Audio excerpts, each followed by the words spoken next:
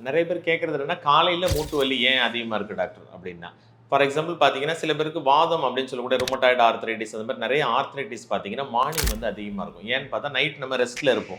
ரெஸ்ட்ல இருக்கும்போது அந்த சைனோவியல் ஃப்ளூயிட்லாம் சரியான சர்க்குலேஷன் இருக்காது. மசில்ஸ் எல்லாம் வந்து என்ன செய்யும்? ஃப்ளாபியா இருக்கும். அப்ப நம்ம மார்னிங் எந்திரிச்சு நடக்கும்போது அந்த ஸ்டிஃப்னஸும், பெயினும் கொஞ்சம் அதிகமா இருக்கும். இது வந்து மூட்டு தேய்மானம் அடைஞ்சவங்க. அதுக்கு பேர் வந்து ஆஸ்டியோ ஆர்த்ரைட்டிஸ். மூட்டு வந்து வயசாகி தேய்மானம் அடைஞ்சவங்களுக்கு பார்த்தீங்கன்னா, நேரம் ஆக ஆக நமக்கு டெய்லி லைஃப் நம்ம வந்து மார்னிங் எந்திரிப்போம், ஆஃபீஸ் போவோம், நடப்போம். திரும்ப பார்த்தா ஈவினிங் வந்து அதிகமா கூடுதலா இருக்கும். அந்த மாரி ஒவ்வொரு ஆர்த்ரைட்டிஸ்க்கும் ஒவ்வொரு மாரியான டைம்ல இருக்கும். பெரும்பாலும் இந்த மாரி இன்ஃப்ளமேட்டரி ஆர்த்ரைட்டிஸ் அதாவது இந்த ருமட்டாய்டு மாரி உள்ளக்கூடிய வாதங்கள் வந்து மார்னிங் டைம் சிவியர் பெயின் இருக்கும்.